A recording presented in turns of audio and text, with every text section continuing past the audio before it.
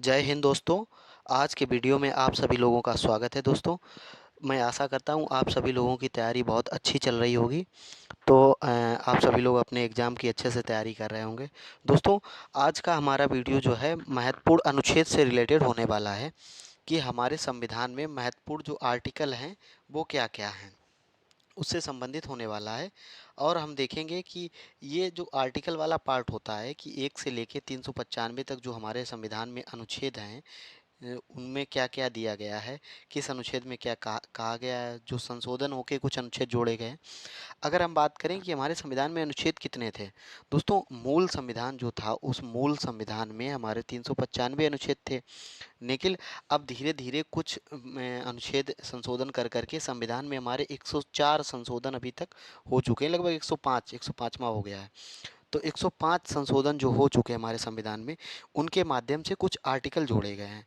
लेकिन अगर गिनती की दृष्टि से देखें तो अभी तक 395 अनुच्छेद हमारा लास्ट अनुच्छेद है। का खा गा करके कुछ अनुच्छेद जोड़े जरूर गए हैं, लेकिन उसमें गिनती लास्ट जो है 395 अनुच्छेद ही है। जैसे हमने अभी भाग के वीडियो में देखा था कि हमारे वैसे मूल संविधान में 22 भाग थे, इस समय 25 हो गए हैं। लेकिन जो गिनती की दृष्टि से वो 22 ही हैं, 25 नहीं हैं। तो आइए हम अपने जो अनुच्छेद हैं वो देखते हैं कि कौन कौन से जो बहुत महत्वपूर्ण अनुच्छेद हैं, जो एग्जाम की दृष्टि से इम्पोर्टेंट है, उन्हीं को आज हम डिस्कस करेंगे दोस्तों। ठीक है, देखिए, जो हमारा फर्स्ट आर्टिकल है उसमें क्या दिया गया है, भारत राज्य का संघ होगा। इसमें फर्स्ट आर्टिकल में क्या क्या कहा गया है कि भारत राज्यों का संघ होगा, मतलब कि जो हमारा देश है वो कई राज्यों का समूह होगा या उनका एक संघ होगा। ठीक है, फर्स्ट अनुच्छेद में कहा गया है। अनुच्छेद 2 में क्या कहा गया, आर्टिकल 2 में नए राज्यों का प्रवेश या स्थापना के बारे में आर्टिकल 2 में बात कही गई है। नए राज्यों का प्रवेश और उसकी स्थापना के बारे में। फर्स्ट में क्या है, भारत राज्यों का संघ होगा। आर्टिकल 2 में क्या है, नए राज्यों का प्रवेश व स्थापना। जैसे कोई नया राज्य बनाया गया, उसकी स्थापना करनी है, कोई नया राज्य, तो उसके लिए अनुच्छेद 2 में बात की गई है। अब आइए हम आर्टिकल थर्ड देखते हैं। आर्टिकल थर्ड में क्या है, आर्टिकल जो थर्ड है इसमें कहा गया है कि राज्यों का निर्माण तथा सीमाओं का में नामों में परिवर्तन। जैसे आर्टिकल थर्ड में जो राज्यों का नाम और उनके निर्माण से संबंधित चीज़ें और उनकी सीमाओं में फेरबदल या उसके नाम में परिवर्तन, जैसे किसी राज्य का नाम हमें बदलना है तो हम नाम बदल सकते हैं, ये आर्टिकल 3 में कहा गया है। दोस्तों, आज जो महत्वपूर्ण अनुच्छेद हैं हम उन्हीं को डिस्कस करेंगे और सभी नहीं, क्योंकि 395 अनुच्छेद और कुछ संशोधन होकर जोड़ दिए गए, लगभग 470 के आसपास अनुच्छेद हो चुके हैं हमारे संविधान में। तो हम सभी को डिस्कस करेंगे तो दिक्कत हो जाएगी। जो इम्पोर्टेंट है उन्हीं को डिस्कस करने वाले हैं आज। अब आइए आर्टिकल 6 में देखते हैं। आर्टिकल 6 में क्या कहा गया है कि भारत आने वाले व्यक्तियों को नागरिकता, यानी जो भारत में आने वाले व्यक्ति हैं उनके लिए नागरिकता का प्रावधान इस अनुच्छेद में किया गया है। जैसे हम 6 से लेके आर्टिकल 6 से लेके 11 तक आर्टिकल का वो नागरिकता का प्रावधान है। और हमारे संविधान में दोस्तों किस प्रकार की नागरिकता है, एकल नागरिकता का प्रावधान किया गया है। तो ये आर्टिकल 6 में भारत आने वाले व्यक्तियों को नागरिकता का प्रावधान बोला गया है। अब आइए हम आगे देखते हैं। आगे हमारा आर्टिकल 14 देखते हैं। 6 से लेके 11 तक हमारी नागरिकता है। देखिए, एक चीज़ समझ लीजिए, आर्टिकल 6 से लेके 11 तक सिटीजनशिप की बात कही गई है, तो इतना ध्यान रखिए। 6 से 11 के बीच में कोई अनुच्छेद आता है तो वो नागरिकता से संबंधित होगा। ठीक है, अब आइए हम देखते हैं आर्टिकल 12।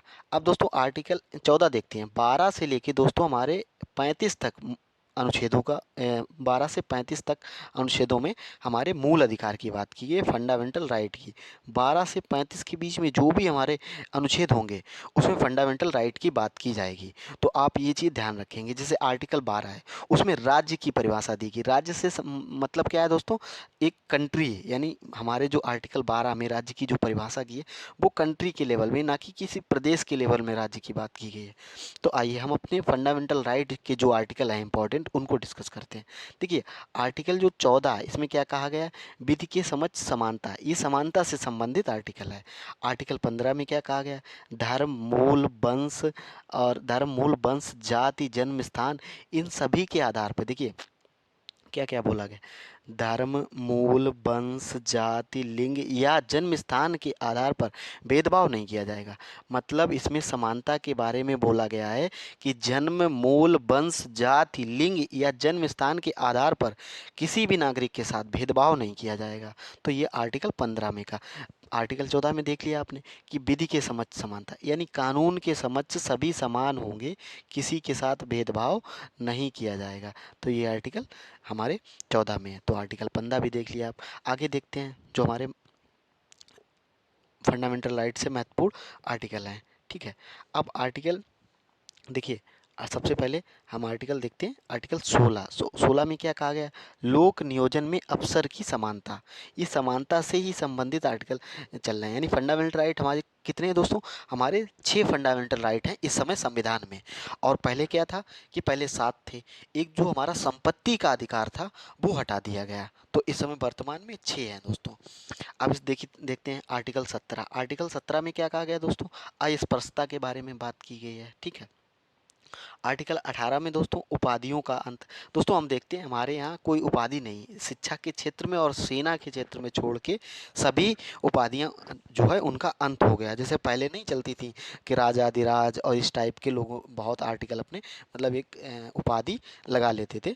तो इसलिए आर्टिकल 18 में सारी उपाधियों का अंत कर दिया गया है। ठीक है, अब आइए अगला आर्टिकल हम देखते हैं। जो अगला हमारा महत्वपूर्ण आर्टिकल है, ये दोस्तों आर्टिकल 19। ये दोस्तों स्वतंत्रता से रिलेटेड है। इसमें अभिव्यक्ति की स्वतंत्रता की बात की है। आर्टिकल 19 में अभिव्यक्ति की स्वतंत्रता या सूचना का अधिकार। ठीक है, सूचना का अधिकार भी इसी में दिया गया है, या प्रेस की स्वतंत्रता भी इसी में है। प्रेस की स्वतंत्रता, जो आर्टिकल 19 है, इसमें प्रेस की स्वतंत्रता की भी बात कही गई है। ठीक है, तो ये महत्वपूर्ण आर्टिकल है। अभिव्यक्ति की स्वतंत्रता या अभिव्यक्ति की आज़ादी यानी बोलने की आज़ादी जो है आर्टिकल 19 में दी गई है। ठीक है, अब आइए हम अगला आर्टिकल अपना देखते हैं। हमारा आर्टिकल 20 देखिए। आर्टिकल 20 में क्या कहा गया है? आर्टिकल 20 में अपराधों के दोष सिद्धि के संबंध में संरक्षण। किसी व्यक्ति ने अगर कोई अपराध कर दिया है तो उसकी जो दोष सिद्धि के संबंध में संरक्षण, यानी दोष उसका सिद्ध जो हो रहा है उसके संबंध में कुछ संरक्षण किया गया। यानी मान लो किसी ने तुम्हारे खिलाफ एफआईआर कर दी, ठीक है, कोई मुकदमा लगवा दिया, तो आप दोषी नहीं हो जाएंगे। आप जब तक दोषी साबित नहीं होते हैं तब तक आप दोषी नहीं माने जाएंगे। इसीलिए हमारा आर्टिकल इसमें इसकी जो है हमें फंडामेंटल राइट यानी हमें मूल अधिकार प्रदान करता है। आर्टिकल 20 कि अपराधों के दोष सिद्धि के संबंध में संरक्षण। आर्टिकल 20 देखते हैं। आर्टिकल 20 में क्या कहा गया है? प्राण और दैहिक स्वतंत्रता का संरक्षण। यानी कोई भी व्यक्ति आत्महत्या नहीं कर सकता या उसके प्राणों की संबंधित स्वतंत्र मतलब इसकी संरक्षण दिया गया है। ठीक है, अब आइए अगला आर्टिकल देखते हैं। अगले आर्टिकल में क्या है? आर्टिकल जो 21 है ये बहुत इंपॉर्टेंट आर्टिकल है। ये दोस्तों क्या नाम बाद में ऐड किया गया, मूल संविधान में नहीं था। इसमें क्या कहा गया है? 6 से 14 वर्ष के बच्चों को शिक्षा का अधिकार। और इसी में दोस्तों निजता का अधिकार भी अनुच्छेद 21 में ही शामिल है। अगर दोस्तों 21 की बात करें तो इसमें निजता का अधिकार भी शामिल था, जो हमने अभी 21 डिस्कस किया। और ये जो आर्टिकल 21 ए है, ये 6 से 14 वर्ष के बच्चों को शिक्षा का अधिकार प्रदान करता है। ये संशोधन करके जोड़ा गया, 86वां संविधान संशोधन हुआ था दोस्तों, उसके माध्यम से ये आर्टिकल जोड़ा गया। ये हमारे मूल संविधान में आर्टिकल 21 ए नहीं है, लेकिन संशोधन करके जोड़ दिया गया। ये बहुत महत्वपूर्ण आर्टिकल है। अब आइए हम आर्टिकल 20 देखते हैं, आर्टिकल 22 देखते हैं। आर्टिकल 22 में क्या कहा गया? कुछ दशाओं में गिरफ्तारी से संरक्षण। यानी कुछ दशाओं में गिरफ्तारी से ही संरक्षण की बात कही है आर्टिकल 22 में। आर्टिकल 23 में क्या कहा गया है? मानव के दुर्व्यापार, बेरोजगारी और बलात् श्रम पर प्रतिबंध। बेगारी एवं बलात् श्रम पर प्रतिबंध। इससे मतलब क्या है दोस्तों? आर्टिकल 23 में क्या है? आर्टिकल 23 में कहा गया है कि मानव से कोई ज़बरदस्ती कोई वर्क नहीं कराया जाएगा, उसका जो है दुर्व्यापार नहीं किया जाएगा, यानी उसे बेचा खरीदा नहीं जाएगा, उसे बेकार काम नहीं कराया जाएगा। मतलब पहले क्या होता था कि पहले के टाइम में लोग क्या करते थे, किसी राजा महाराजा या जमींदार उससे ऐसे ही काम कराते थे, सिर्फ खाना देते थे और कोई उसे नहीं। तो इससे प्रतिबंध इसमें भी बोला गया है आर्टिकल 23 में। अब अगला आर्टिकल देखते हैं। आर्टिकल 24 में दोस्तों क्या कहा गया है?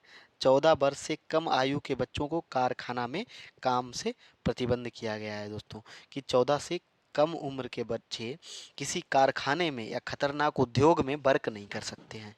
ठीक है, तो इसमें ये बोला गया है। अब अगला आर्टिकल देखते हैं। आर्टिकल 25 में धर्म का आचरण और प्रचार की स्वतंत्रता, यानी आपको व्यक्तिगत धार्मिक स्वतंत्रता का भी इसमें आर्टिकल 25 में फंडामेंटल राइट मिला हुआ है। आर्टिकल 26 देखते हैं, धार्मिक कार्यों की स्वतंत्रता। अब आर्टिकल 26 जो है उसमें धार्मिक कार्यों की स्वतंत्रता दी गई है। आर्टिकल 29 में क्या है दोस्तों? अल्पसंख्यक वर्गों के हितों का संरक्षण। जो अल्पसंख्यक वर्ग हैं, ठीक है, तो उनके हितों का संरक्षण है। आर्टिकल 30 में क्या है? शिक्षा संस्थाओं की स्थापना और प्रशासन के लिए अल्पसंख्यक वर्गों का अधिकार। यानी आर्टिकल 30 में क्या है? अल्पसंख्यक से हितों से संबंधित है आर्टिकल 30 और 29। ठीक है, अब अगला आर्टिकल देखते हैं। आर्टिकल जो हमारा महत्वपूर्ण अगला आर्टिकल है वो कौन सा है दोस्तों? उसमें क्या है? आर्टिकल 32 है। ये बहुत महत्वपूर्ण आर्टिकल है। इसे जो हमारे बाबा भीमराव अंबेडकर जिन्हों जो प्रारूप समिति के अध्यक्ष थे या जो संविधान निर्माता बोले जाते हैं, उनके लिए ये बहुत महत्वपूर्ण आर्टिकल था। उन्होंने इसे संविधान की आत्मा कहा है, क्योंकि ये जो आर्टिकल 32 है ये संवैधानिक उपचारों का अधिकार प्रदान करता है। यानी किसी भी फंडामेंटल राइट, अगर किसी के फंडामेंटल राइट का हनन हुआ है तो इस आर्टिकल के माध्यम से वो सुप्रीम कोर्ट जाके अपनी रिट दायर कर सकता है फंडामेंटल राइट के हनन के खिलाफ। और आर्टिकल 226 है दोस्तों, आर्टिकल 226 वो हमारे जो आर्टिकल 226 है वो हाई कोर्ट को ये यही शक्ति प्रदान करता है। आर्टिकल 26 जो है हाई कोर्ट को इसी यही शक्ति प्रदान करता है कि कोई भी व्यक्ति हाई कोर्ट में फंडामेंटल राइट अगर हनन हुआ है तो 226 के तहत जा सकता है। अगला आर्टिकल हमारा है आर्टिकल 39 ए, सभी के लिए समान निशुल्क कानूनी सहायता। यानी जो वर्ग कोई व्यक्ति है, अगर कानून उसे सहायता नहीं मिल पा रही है, वो गरीब है, वकील की उपलब्धता नहीं मिल पा रही है, तो जो है सरकार क्या है, राज्य सरकार यह व्यवस्था करेगी कि उसको वकील की उपलब्धता हो। ठीक है, आर्टिकल 39 में ये कहा गया है। अब आर्टिकल 40 देखते हैं। ये भी बहुत महत्वपूर्ण आर्टिकल है। इसमें ग्राम पंचायतों की गठन की बात कही गई है। दोस्तों हमारे मूल संविधान में ग्राम पंचायतें नहीं थी, अगर अभी बाद में 243 जो हमारा आर्टिकल है उसके माध्यम से ऐड की गई हैं। लेकिन पहले क्या था, हमारे डीपीएसपी में जो हमारे डीपीएसपी थे उसमें ग्राम पंचायतों का उल्लेख किया गया था आर्टिकल 40 में। अब अनुच्छेद 44 देखते हैं। इसमें समान सिविल संहिता, ठीक है, इसमें समान सिविल संहिता की बात की गई, यूनिफॉर्म सिविल कोड की। ठीक है, अब अगला आर्टिकल देखते हैं हम दोस्तों। जो हमारा अगला आर्टिकल है आर्टिकल 48, इसमें दोस्तों कृषि और पशुपालन की बात की गई है। आर्टिकल 48 ए में पर्यावरण, वन तथा वन्य जीवों की रक्षा से संबंधित बात की है। अगला आर्टिकल देखते हैं दोस्तों।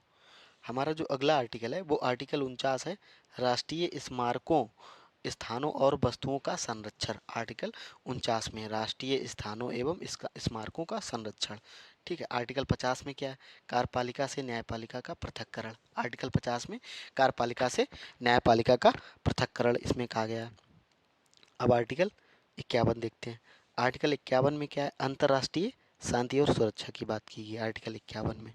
आर्टिकल 52 में क्या है दोस्तों? आर्टिकल 52 में हमारे मूल कर्तव्य हैं दोस्तों, फंडामेंटल ड्यूटी। जो फंडामेंटल ड्यूटी है आर्टिकल 51 में है दोस्तों। अब आर्टिकल 52 ये भी बहुत महत्वपूर्ण है। आर्टिकल 52 में दोस्तों क्या है?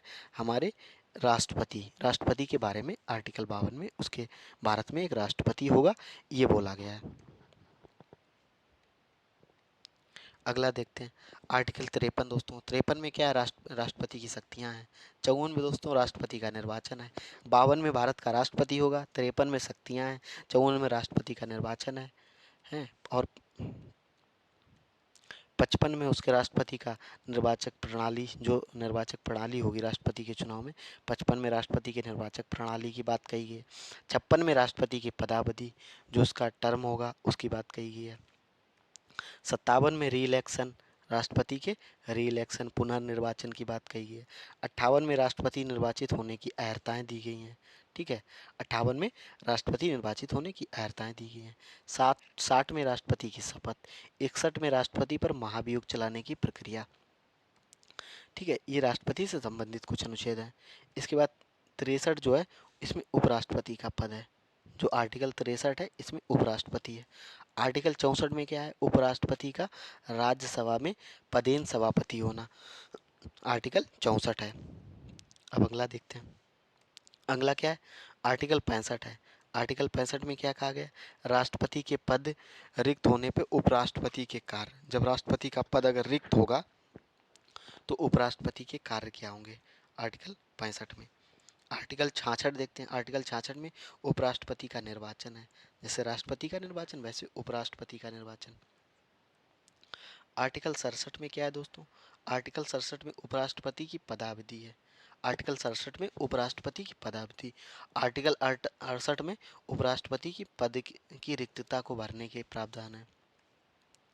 अगला देखते हैं आर्टिकल 69। आर्टिकल 69 में क्या है, उपराष्ट्रपति द्वारा शपथ है। इसमें आर्टिकल 70। आर्टिकल 70 में क्या है दोस्तों, आकस्मिक जो कार्य होते हैं राष्ट्रपति के उसके बारे में इसमें कहा गया है। ठीक है, आर्टिकल 71 ये बहुत इंपॉर्टेंट है।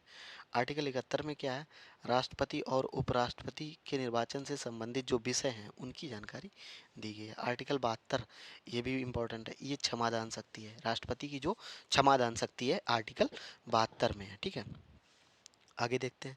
आर्टिकल 73 में क्या है, संघ की कार्यपालिका शक्ति का विस्तार। आर्टिकल 74 में राष्ट्रपति सलाह देने के लिए मंत्रिपरिषद, इसी में दोस्तों प्रधानमंत्री का उल्लेख है आर्टिकल 74 में।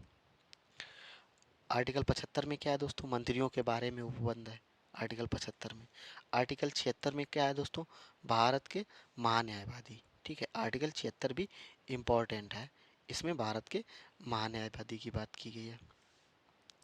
आर्टिकल 77 में क्या है दोस्तों, भारत सरकार के कार्य का संचालन है। आर्टिकल 78 में राष्ट्रपति को जानकारी देने प्रधानमंत्री के कर्तव्य उसके बारे में है। ठीक है, आइए कुछ इम्पोर्टेंट और देखते हैं। ये इम्पोर्टेंट है आर्टिकल, जो भी ये आर्टिकल है 79, 80, 81। आर्टिकल 79 में दोस्तों संसद का गठन है। आर्टिकल 80 में राज्यसभा की संरचना है। आर्टिकल 80 में राज्यसभा की संरचना है। आर्टिकल 81 में दोस्तों लोकसभा की संरचना है। आर्टिकल 83 में संसद के सदन की अवधि है। ठीक है, आर्टिकल 84 में संसद के कार्यों की अहर्ता दोस्तों। ठीक है, संसद के सदस्यों की अहर्ता है आर्टिकल 84 में। आर्टिकल 85 में संसद का शस्त्र, शस्त्रावसान एवं विघटन। ठीक है, आर्टिकल 84 ये इंपॉर्टेंट है, संसद का शस्त्र, शस्त्रावसान और विघटन। आर्टिकल 87 में क्या है दोस्तों, आर्टिकल 87 में है राष्ट्रपति का विशेष अभिभाषण, जो राष्ट्रपति दोनों संयुक्त सदन में अभिभाषण करता है उसकी बात की गई। अब दोस्तों ये हमने कुछ महत्वपूर्ण आर्टिकल डिस्कस किए, आप लोगों को अगर अच्छे लगे हों तो यूट्यूब चैनल को हमारे सब्सक्राइब कर लें। और दोस्तों ऐसे ही वीडियो हमारे चैनल पे रोज़ मिलते रहेंगे सभी को। अगर आप लोग कोई कुछ तैयारी में कुछ भी सहयोग मिले तो हमारे चैनल को सब्सक्राइब कर लें और वीडियो को लाइक कर दें और दोस्तों के साथ शेयर ज़रूर कर दें। थैंक यू दोस्तों, धन्यवाद।